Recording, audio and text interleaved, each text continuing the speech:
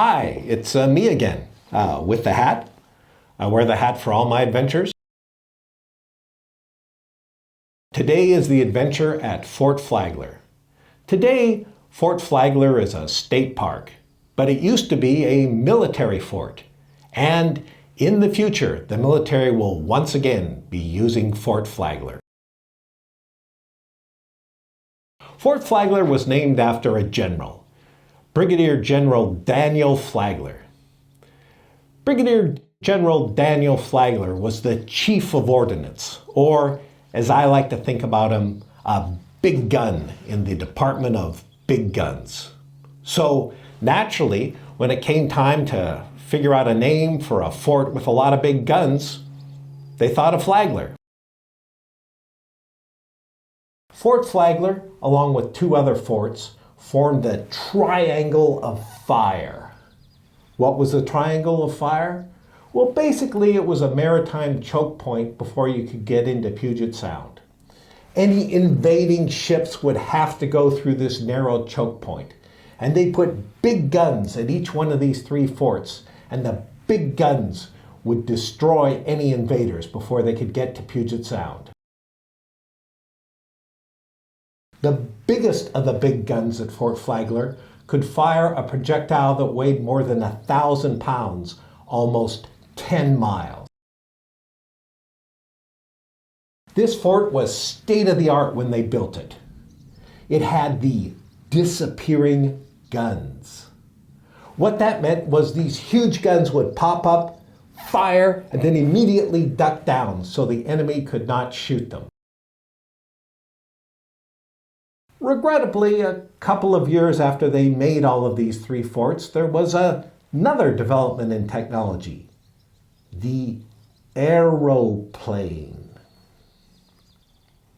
Now, when you were down behind your concrete wall reloading your big cannon, you could look up and you could see somebody in this aeroplane.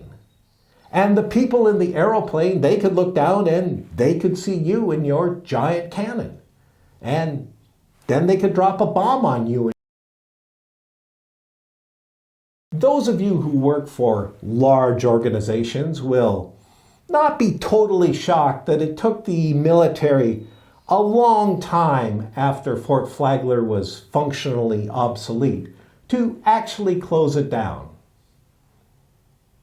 It finally closed it down in 1953. Anyway, that's when it became a state park. As a state park, Fort Flagler has lots of activities, including unusual ones like metal detecting and even parasailing. Of course, it also has the traditional activities like biking, hiking, bird watching, and even camping. Oh yes, there are miles of beaches in this state park to walk on and to make discoveries. I discovered this. It's a camel. No, not that kind of camel. A Mark II buoy was its official name, and apparently it was called a camel. It helped hold up an anti-torpedo net in the area during World War II. This wasn't an official exhibit or anything. It had just washed up on a beach. Judging by the amount of rust on the metal parts of the camel, it had been in the water a long time. There were bluffs on some of the beaches that were set down during the Ice Age. I looked hard for mastodon bones, but I didn't find any bones. I did find some really neat patterns to look at, though. On top of the bluffs, you can find peaceful scenes like this. Actually, this is what one of the smaller gun batteries looks like from the water side. Calm, peaceful, tranquil. It doesn't look the same way from the other side. This is the same gun battery from the other side looking outwards. All that concrete wasn't cheap. They had to import the cement from Belgium in 400-pound barrels. Yes, really. It cost a little under $100,000 to build. I'm guessing it'll be a little more than that today. Yes, you can explore the gun batteries. Almost everything is unlocked. Now, before you go exploring in really dark spaces, it's a good idea to have at least 2 light sources. But when you go exploring, you could find really cool stuff. You could see patterns of light and shadow. You can see historical stuff. You can see historical stuff that looks like modern artwork. You can see stuff that just looks like modern artwork and you wouldn't think was out of place, hanging on the walls of a museum. As a state park, Fort Flagler has all sorts of activity. Now we have a new activity at Fort Flagler: spotting Navy SEALs. The military is once again interested in Fort Flagler. The Navy SEALs want to train baby SEALs how to sneak up and invade places by using Fort Flagler. Fort Flagler has more than 3 miles of coastline. Now, the Navy SEALs are a formidable fighting force, and Washington State's environmental laws are also formidable. So it was an even match as to who would win this battle. Finally, after the Navy made some concessions, they triumphed.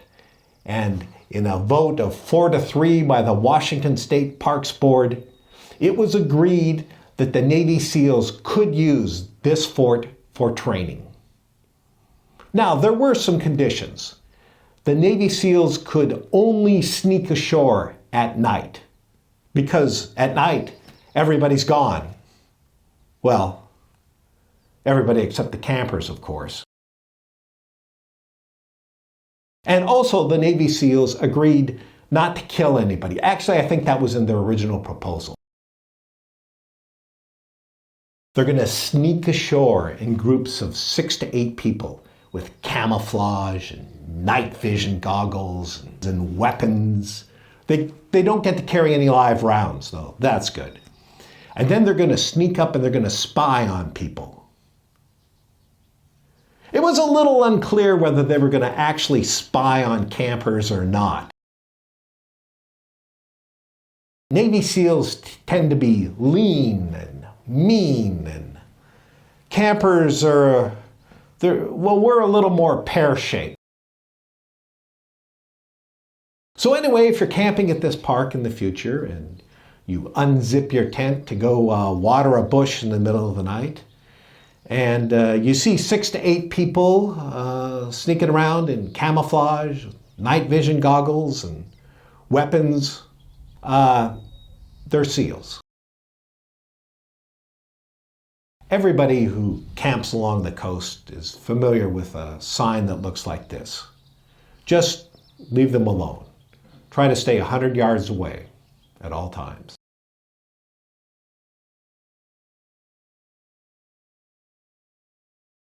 And here's the best part about the Navy SEALs.